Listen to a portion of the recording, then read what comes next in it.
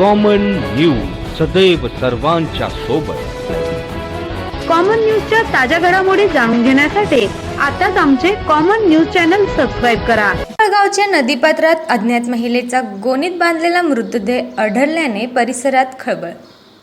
अहिल्यानगर जिल्ह्यातील पाथर्डी तालुक्यातील कासार पिंपळगाव येथे एक धक्कादायक घटना उघडकीस आली आहे। 27 मार्च 2026 रोजी सकाळी सुमारे 10 वाजण्याच्या सुमारास नदीपात्रातील बांधाऱ्यात पांढऱ्या गोणीत दोरीने बांधलेला अज्ञात महिलेचा मृतदेह आढळून आला। या घटनेमुळे संपूर्ण परिसरात भीतीचे वातावरण निर्माण झाले आहे। मिळालेल्या माहितीनुसार ग्रामपंचायतीच्या पाणीपुरवठा योजनेच्या विहिरीजवळ हा मृतदेह आढळला। मृतदेह काही प्रमाणात कुजलेल्या अवस्थेत असल्याचे समोर आले आहे।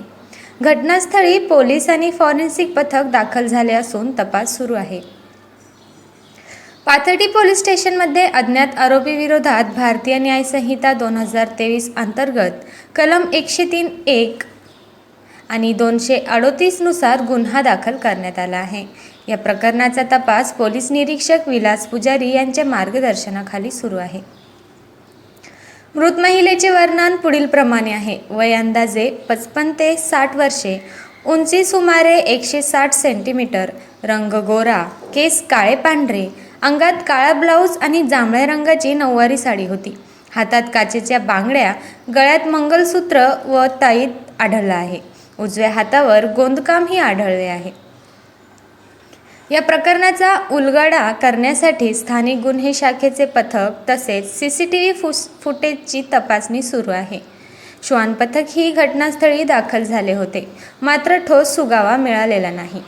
पोलीस प्रशासनाने नागरिकांना आवाहन केले आहे की या महिलेची ओळख किंवा संशयितांविषयी कोणतीही माहिती असल्यास तात्काळ पाथर्डी पोलीस स्टेशनशी संपर्क साधावा।